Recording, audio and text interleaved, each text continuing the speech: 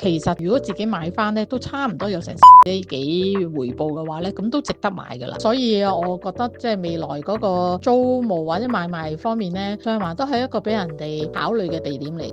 市場成交你要知，大家知唔知上環有間60年老字號香薰店，因為女神舒淇10幾年前點名，加上喺小紅書爆紅，鋪頭成日排長龍。店主而家一擲千萬，由租客升呢做業主。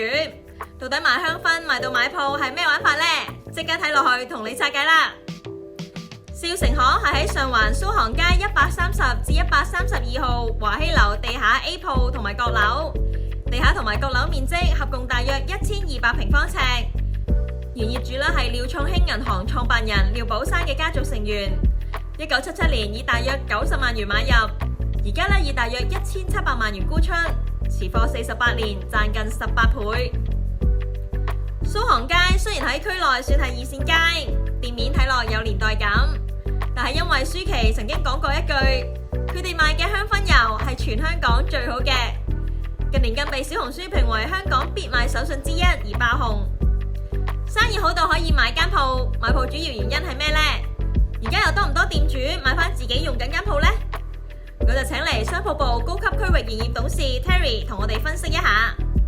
其實近排咧，我哋鋪位嘅買賣咧，由租戶買翻自己一個鋪位咧，都屢見不鮮噶啦。其實最主要就係因為個原因就係佢哋交個租金嘅水平咧，其實如果自己買翻咧，都差唔多有成4厘幾回報嘅話咧，咁都值得買噶啦。咁其實你供俾銀行或者一路都交緊租嘅，咁不如供俾自己個感覺個價錢咧，而家個賣價已經似乎係去到低位噶啦。咁其實咧我哋都發現咗有幾多嘅租戶咧已經開始咧物色翻自己嗰個物業，即係而家租緊嗰個物業咧去自購翻嘅。咁呢個都唔覺得出奇嘅。咁我覺得呢個都係一個反映咗而家市場上租戶變咗係買賣嘅主導啦。有幾多嘅個案都開始出現咗。譬如話，目前上環店鋪空置率相對較低，預計下半年交投平穩。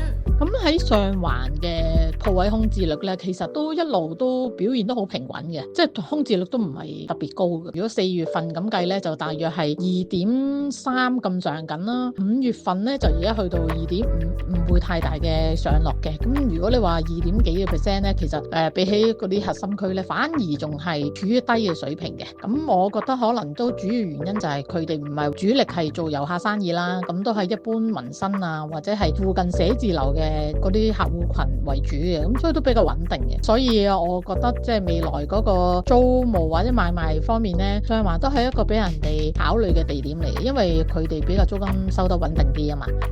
如果想揾鋪或者了解更多，可以喺下面留言，我哋會盡快覆你。記住訂閱我哋 channel 啦，我哋下次